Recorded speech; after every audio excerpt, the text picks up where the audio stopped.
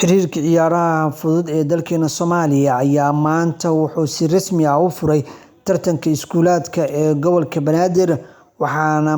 maanta tartankan loo qabtay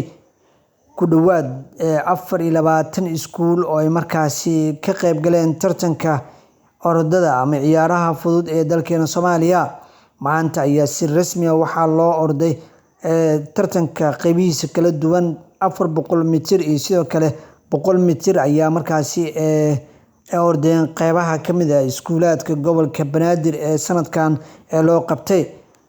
Madasha tartanka furitaanka waxaa kasoo qayb galay gudoomiyaha xiriirka ciyaaraha fudud ee dalkeena Soomaaliya Marwo Khadiija Aadan Daahir iyo sidoo kale ku-xigeenka gudoomiyaha koowaad ee xiriirka ciyaaraha fudud Mustafa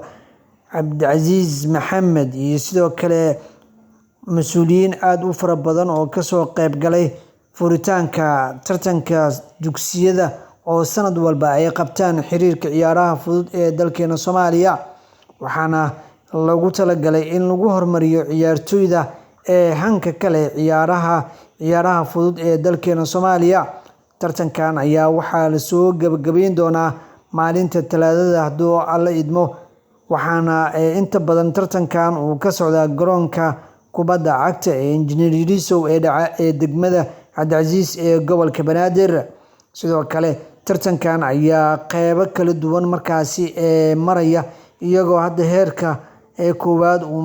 marayo. Maalinta Talaadada ayaana la soo gabagabeyn doonaa, iyagoona ay harsan yihiin qaybaha kale bootinta iyo sidoo kale qori isku dhiibka iyo qaybaha kale ee tartankan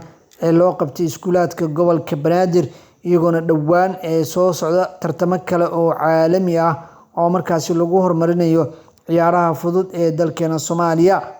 Waxaana inta badan horey loo soo qabtay tartamo kala duwan ay soo agaasimeen xiriirka ciyaaraha fudud ee dalkeena Soomaaliya, kuwaasoo ay ugu gol leeyihiin in sare loogu qaado ciyaaraha kala duwan ee orodada ee dalkeena Soomaaliya.